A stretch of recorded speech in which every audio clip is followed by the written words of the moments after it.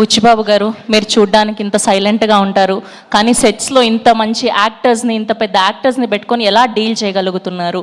ఎలా ఉంటారు? ఎలా మేనేజ్ చేయగలుగుతున్నారు? ఈ టెన్షన్ అండి, అంతే, ఇంకేముంటుంది, మామూలు చేసుకుంటాం. బేసిక్గా ఆన్ సెట్స్లో కూడా వర్క్ చేసేటప్పుడు ఇలానే ఉంటారా మీరు? ఇక్కడ అంతేండి, అక్కడ అంతేండి. సుకుమార్ గారిని అడగాలి సార్, ఇలానే ఉంటారా ఆయన సెట్స్లో కూడా, వర్క్ చేసేటప్పుడు కూడా ఇంతే వినయంగా? మైక్ మైక్ సార్ అలాగే చెప్పండి, ఇలాగ ఉంటానని. సెట్స్లో ఇంకా వినయంగా ఉంటాడు, కానీ విశ్వరూపం కూడా ఉంటుంది. బికాజ్ ఒక డైరెక్టర్కి అంత కమాండ్ ఉంటే కానీ చేయలేరు కదా.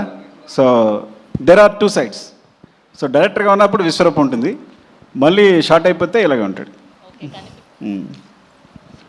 కనిపించని నాలుగో సింహం, రెండో సింహం లాగా సెట్స్లో వేరే బుచ్చిబాబు గారు కనిపిస్తారనమాట. ఓకే, సో ఈ వేదికగా రామ్ చరణ్ గారి ఫ్యాన్స్కి ఏమైనా చెప్పాలి అనుకుంటున్నారా?